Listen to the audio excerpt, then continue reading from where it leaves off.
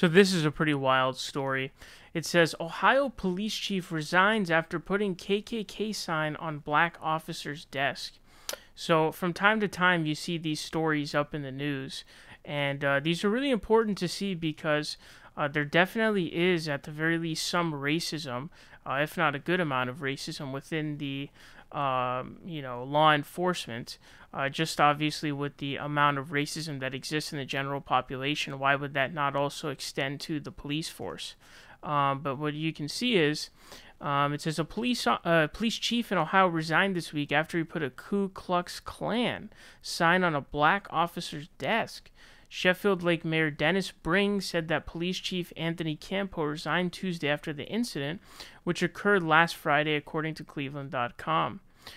Campo, who has a piece of paper in his hand, is seen walking toward a desk that has a yellow jacket on it. He then picks up the jacket, appears to turn it around, and place it back on the desk. About a minute into the video, Campo steps away from the desk and goes back into another area. The jacket is seen with the hood up, resembling the infamous KKK hood, and the paper is seen on top of it. Roughly 30 seconds later, the officer, who is black, walks in to see the jacket and sign on the desk. The guy was, then fired. He was let go immediately. It says that, the mayor basically told him you have 10 minutes to get out.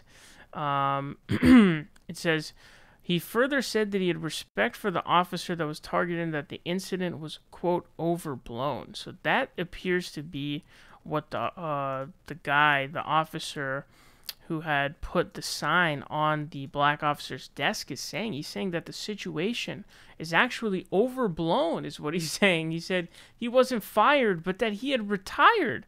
So it doesn't really seem like there's even much remorse in this situation. It just goes to show you, man, there are definitely issues and structural issues that exist with law enforcement as well, like the us versus them mentality, where it essentially becomes a kind of gang of police officers versus the civilians, which is really, really damaging to police work in general and as a concept and as a whole.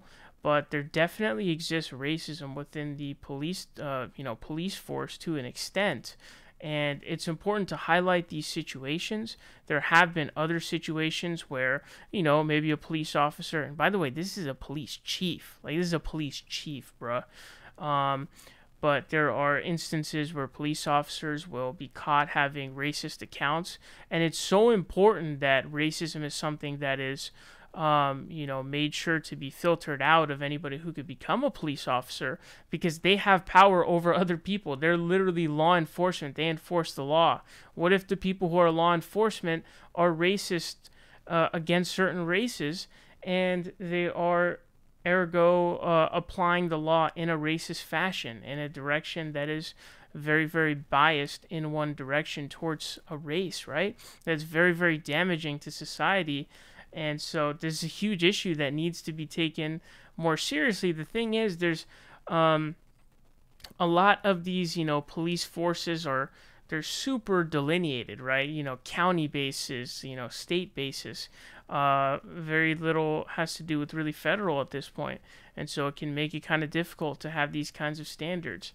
In different states and different counties, they have different rules for police officers and things of that nature, anything related to law enforcement. And so that's what was one thing that was hard about the George Floyd situation, was you get a no-knock ban, that has to do with Breonna Taylor, in one state, but what about the 49 other states or the 30 that have them, So it becomes very difficult. I think that's a really big hurdle to overcome, because there's just so much delineation when it comes to police forces and law enforcement on the county and state level, that it makes it difficult for things like this. And so even when you say that when I'm saying that there needs to be more accountability and filtration process, I mean, it's tough simply because that means every county police force would have to do this. And the reality is some counties are more racist than others, unfortunately. And so this is a really terrible story. I'm glad to see that the police officer is fired, but I would like to see more work done to filter these kinds of people out of the police force all around the nation.